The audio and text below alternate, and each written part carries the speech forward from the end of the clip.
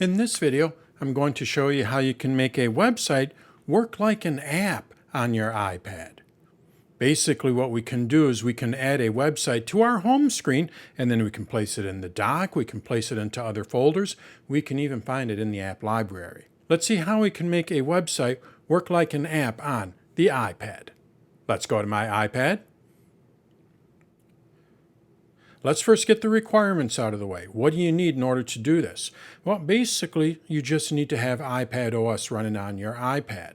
It doesn't really matter which version of iPadOS you have. It could be iPadOS 17, iPadOS 16, or even iPadOS 15. This has been around for several years, so you don't need to have the latest and greatest iPadOS in order for this to work. But what you do need to be using is Safari. This is a Safari feature, so if you're using Google Chrome or Microsoft Edge, this will not work. All right, so now that we have the requirements out of the way, how do we do this? Well, it's pretty simple. All we need to do is go to our site, to the site that we want to make a web app out of. In my case here, I'm going to go to one of my favorite sites, Dan's Tutorials. I do this in Safari. Again, this is a Safari feature. So I'm looking at Dan's Tutorials. Now, all I need to do is just go over to the share icon, and when I click on the share icon, you're going to see Add to Home Screen. I tap on this, I give it a name, so I'm going to shorten up this name here a little bit. I could just tap on Add, but I have a pretty long name for my site here. So let's just shorten it up. And then I tap on Add, and watch what happens. It adds it to my home screen. So now what I'm able to do is treat this like any other app. I can tap and hold, and then drag it to another home screen. I can place it in my dock. I can place it in another folder. And as I mentioned in the introduction, we'll even find this in our app library. I'm going to swipe up here, and you're going to see Dan's Tutorials.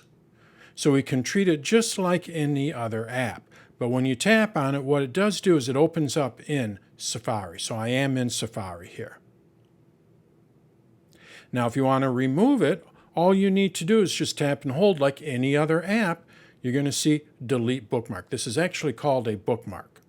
So now I just delete this bookmark, confirm that I want to delete it, and it is no longer on my iPad.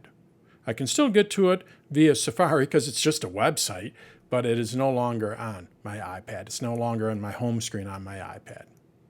So that's how we can get an app-like experience from a website on the iPad. Basically, we do this through Safari. We don't have to have the latest and greatest iPadOS in order to do this. We just open up the website that we want to get an app-like experience from in Safari, and then you go over to the share icon, and you're going to see Add to Home Screen. Tap on that, give it a name, and then you can treat it just like any other app. Place it in a folder, place it in your dock. So that's how we can get an app-like experience from our websites on the iPad.